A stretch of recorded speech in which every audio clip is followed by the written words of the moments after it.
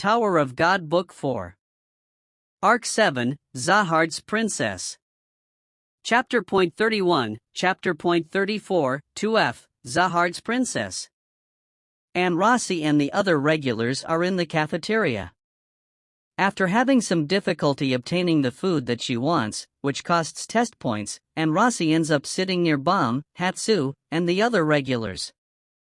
Bomb tries to get Rossi to sign Hatsu's friend sheet, an action Rossi chooses to interpret as Bomb introducing her to a boy. Using one of her favorite shoe metaphors, Rossi then explains that in her family, dating is strictly prohibited. Anik walks by and outs Rossi as a Zahard's princess. Later, in the fisherman class, Hax announces that they'll have a simple test. The rules are easy. The regulars standing on top of large white cylinders must make the other regulars fall off. The test is over when only 8 remain. As the test starts, Anik immediately goes after Rossi. They banter for a bit, then Rossi throws away her needle, indicating that she won't need it to deal with Anik. Kun, in the light bearer class, is instructed by Luro on how to use a lighthouse.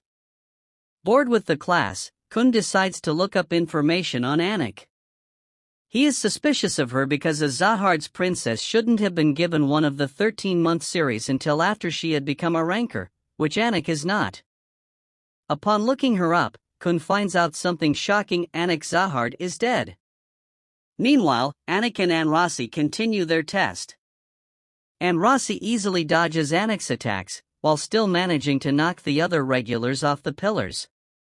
At one point Rossi gets into a jam because Anik strengthens her feet with Shinsu, allowing her to move extremely quickly.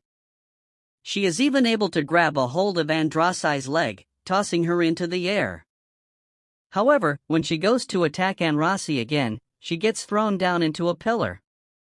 With Anik temporarily exhausted, Rossi begins talking again, declaring that she thinks that Anik is the real Anik Zahard's daughter. The chapter begins with an explanation of Zahard and Zahard's princesses.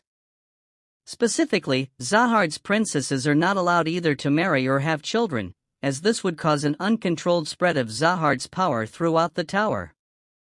Back in the fisherman test, Rossi tells Anik what she had heard about Anik's mother, how she fell in love with a man, had a child and was hunted down by Zahard's forces.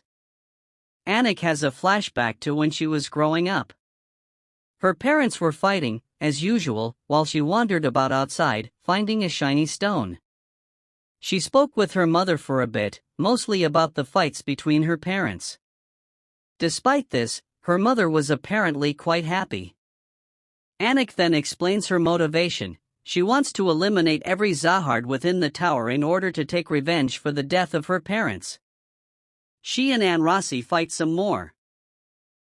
At first, Rossi is easily able to dodge her attacks, but eventually one of her high heels breaks, allowing Anik to catch her and knock her off one of the pillars. Just as she is about to fall, though, Rossi grabs onto Anik and they both go plummeting down. They're both badly hurt, but still alive, and they begin talking. Anik has another flashback to when Zahard's agents were hunting down her parents. In her last moment with her mother, Anik gives her the shiny gem that she had found outside. Then, someone resembling Evan Edrock comes and takes the young Anik away. In the wave controller class, the regulars are practicing shooting balloons with Shinsu. Ho and Bomb are both able to shoot too. Bomb reveals that Lore has been giving him lessons, apparently because Bomb found Lore's pillow at some point. Ho leaves and is annoyed at how well the other regulars are doing, and muttering to himself, he passes by Warayan. Meanwhile, Kun lets Bomb in on the news that Anik and Rossi are on the verge of failing the fisherman test due to their previous fall and injuries. They then discuss the cruel fate that some regulars will fail, which saddens Bomb a little. The topic suddenly changes and they hatch a plan to make Rossi their friend. Rossi, still injured, is lying in her bed. Her poor status in the test means that she can't afford to use any test points for food, leaving her painfully hungry. Just then, Bomb comes in and brings her food. However, there's a catch: she has to sign a friend sheet before she can get the food, now suspended in the air by a rope. Bomb tells Aunt Rossi that the food is steel eel, to which Aunt Rossi replies that she doesn't eat meat. Just as planned. Bomb responds by telling Aunt Rossi that she looks too thin and should eat hearty things like steel eel every once in a while. Aunt Rossi, flattered, accepts Bomb's offer.